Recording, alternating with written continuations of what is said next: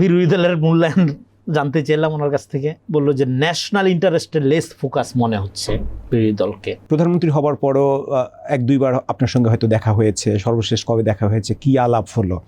7 তারিখে, এই মাসের 7 তারিখে গত বৃহস্পতিবারে আমি ওরা লাঞ্চ করলাম ওনার অফিসে, ওনার সাথে খাইতে খাইতে অনেক আলাপই হইল।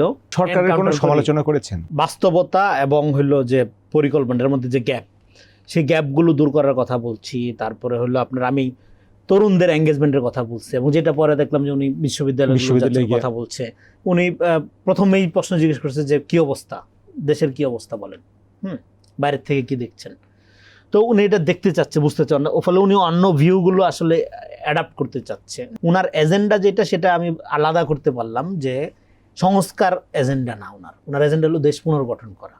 যেটা বললাম যে সংস্কার এটা হবে না, নর্থ বেঙ্গলকে ফোকাস করে ওনার কিছু প্ল্যান পরিকল্পনা আছে, এটা অলরেডি এটা এক্সিকিউট করতে হবে, না হলে আপনার কৃষক ন্যায্য মূল্য পাওয়ার যে কথাটা আমরা বলি, এটা আসলেই পাবে না।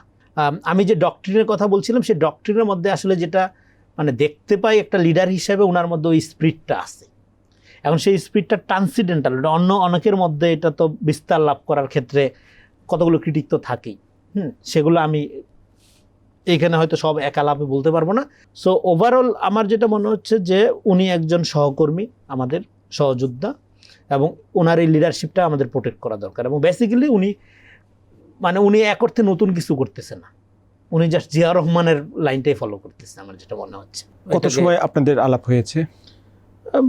কত খাইতে খাইতে তো আমি তো গেলাম 1:30টার দিকে গেলাম, বের হইলাম, পুরা সময় এখানে ছিলাম না, একটু ওয়েট করতে হয়েছে।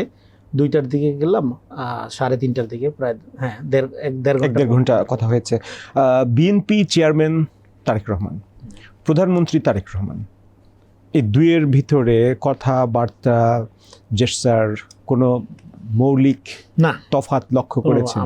আমার কাছে কখনো তফাৎ একটা হইতে পারে যে আমার অ্যাপ্রোচের কারণে, আমার কাছে কখনো ওনাকে পরিবর্তিত ব্যক্তিত্ব, আগে একরকম এখন ওরকম, আমার সবসময় কোয়াইট নর্মাল পিপল মনে হয় তাকে। আমার সবসময় একজন কমরেড, সহযোদ্ধা। রাষ্ট্রের সকল নির্বাহী ক্ষমতা তার উপর ন্যস্ত এখন।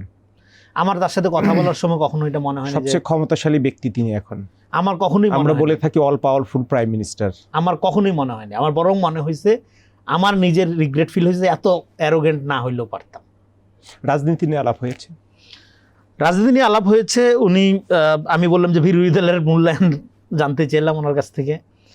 বিরোধী দলকে উনি বললো যে ন্যাশনাল ইন্টারেস্টের লেস ফোকাস মনে হচ্ছে বিরোধী দলকে।